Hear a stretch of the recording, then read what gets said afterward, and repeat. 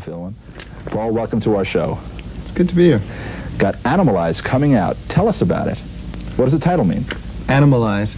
I guess it's probably, you know, there's so many people who are trying to reach this high plane of existence, you know, and reading the I Ching or trying to figure out, you know, what the dirt in their navel means. And basically what we're trying to say is people have to animalize. People have to take a couple of steps backwards. Everybody's forgetting that they're human beings and trying to become machines.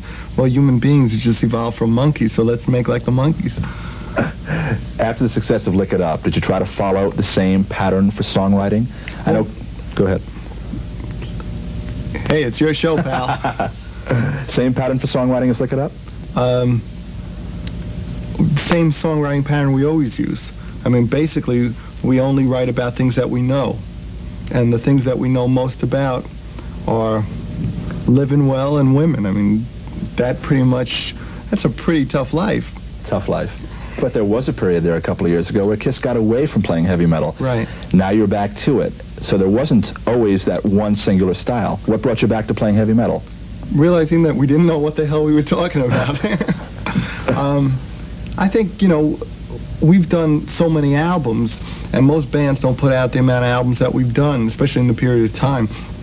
And, you know, some people were saying, boy, man, it's time for you to show everybody how bright you are and that you're really, you know, these incredibly brilliant guys. So, you know, stop trying to find a new word that rhymes with luck, you know. And I don't know, we just went off and tried to be a little smarter than we should have been. And that was due in part to listening to people whose opinions we really valued. Mm-hmm. But, you know, they were wrong. You know. All right, cut. We have a mic problem. Not on your answer, on your question. Okay. Sorry. Okay, but let him finish the question if his audio is good. Okay? Yes, so you allow him to finish. Okay? And then we'll stop. I don't know what the problem is that mic was working before. Hey, I stopped tape, right? So you stopped tape? I stopped my tape, yeah. Sorry about this. That's all right. I think you're used to technical foul-ups. That's okay. Richard? Yeah, I'm going to listen to Billy's album again on the way out. Continue. Start, yeah, it'll start from the top again. Oh, so go back over Animalize. Yeah. Okay. Sorry. That's all right. Okay. We just repeat the question. Are you ready to go? We have speed and... 1 second. Paul's got a little powder coming through. One. Hi, how you doing? Can you give him a test on that mic? Talk to me, Andy.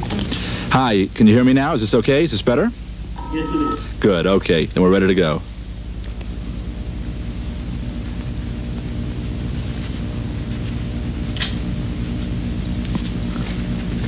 All these attendants waiting hand and foot. What a tough life. Well, this is the best I've seen yet. I'm going to put the shine back on my nose. I'm putting the shine back on my nose. Are you kidding? We ready to go? Yeah, we're ready. Okay. Paul, tell us about Animalize, the new album. Sorry, Andy, start again, please. You're Paul? perfecting your lines. I know, that's the truth. Paul, you got a new album out now called Animalize. Tell us what Animalize means. Well, basically, I think, you know, I mean, this is the 80s and everybody's trying to advance to some higher plane of existence, and people are reading all these fancy books and getting into the I Ching and all this kind of nonsense. So what we're trying to tell people is you're better off taking a couple of steps backwards, because, I mean, man is basically just a few steps past the monkey. So I'm much happier being in the trees than I would be being an IBM computer. So I think it's time everybody just animalized a bit and took a couple of steps backwards, you know. Let's not forget our roots. But there's this whole heavy metal resurgence going on now. Do you feel Kiss is part of that, or are you beyond that, being one of the first true heavy metal bands? I don't want to champion anything, you know. I mean, I don't want to, I don't think Ford went out and championed the car. You know, Ford went out and talked about Ford because, I mean, everybody's got something to offer, and I don't want to come out here and talk about all my pals in heavy metal or something, because, I mean, we're a band and we do what we do, and it's different than what other bands do, and I don't want to be lumped together with anybody else. you know, if I can help it, because that may be real comfortable for somebody who needs to put things in categories, but I don't want to be put in a category, and I don't think we should, because all along we've made our own rules. And if there's other people who are now playing the game by our rules, well, more power to them, but welcome aboard. Well, how do you feel about the newer bands coming along? It seems like everybody with more than one Marshall stack is getting signed. Do you view that as healthy or not? I think it's great, you know. I think what ultimately counts is what people like. And what having a lot of bands around does is gives all you people out there a chance to like something or not like something. And nobody's forcing anybody to buy records or to go to see concerts. So crap is crap, and nobody's going to go for it more than once. So, hey, if you've got green hair and it sells a record, great. I hope you can follow it up with another. But ironically, just as Kiss dropped makeup a couple of years ago, Motley Crue, Twisted Sister, Rat have all emerged using makeup as an integral part of their show. How do you view that? They're smart. You know, I think it's great, and I think it's real good. I don't want to be judged how heavy I am by what I had for breakfast or by how many studs I have on. So we've done what we've done, and we'll continue to do whatever we feel like doing, but I don't want to look like the bands that are wearing black leather and studs because we once did it, or the bands that are wearing makeup because we once did it. I think if the public gets something great out of it, that's all that counts. We're out there sweating our butts off trying to do the best show we can and give people the best show that's really possible. We're trying to get ourselves off, and if we get off, we figure the audience gets off. Right. If there's other bands out there that are doing something that's similar, well, then they learn from the best. So, hey. 7 years ago, Kiss was the biggest band in the world. You went through a period of misdirection, should we say, where many different paths were tried. How close do you feel you are now to getting back to that glory day of 77 or 76? I don't want to recreate anything. I think that people run into difficulty when they're trying to make something, they're trying to make today yesterday.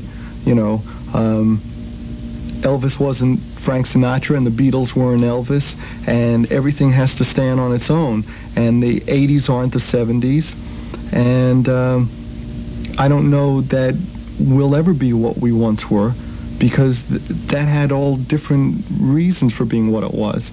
I mean, that was a phenomenon, and the makeup and everything else really did something great. But I don't want to spend my life recreating anything.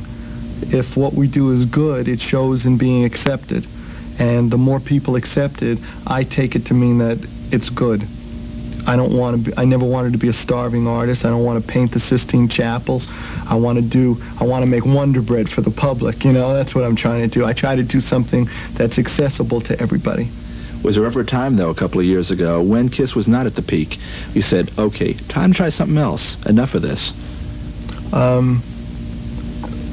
If anything, all I ever want to do was get back to doing what was most comfortable. You can't do that overnight. But I think when you realize you're doing something that's not comfortable, it still takes a little time to get it back to what you want it to be.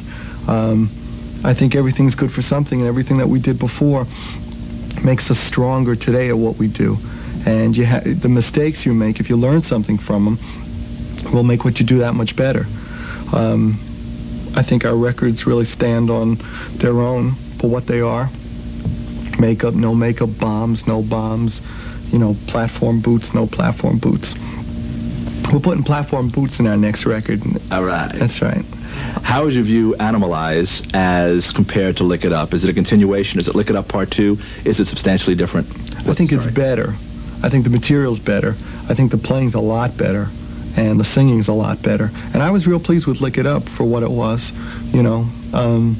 I think Animalize is like Lick It Up, better realized. You know, you try to take each album and make it a better version of the one before it. I mean, all I'm trying to do and what we want to do is perfect what we do.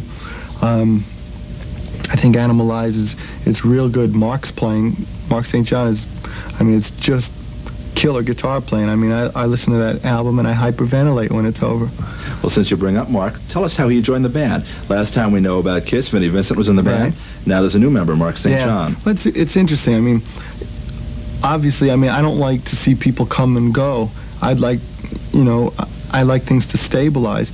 Eric's been in the band 5 years.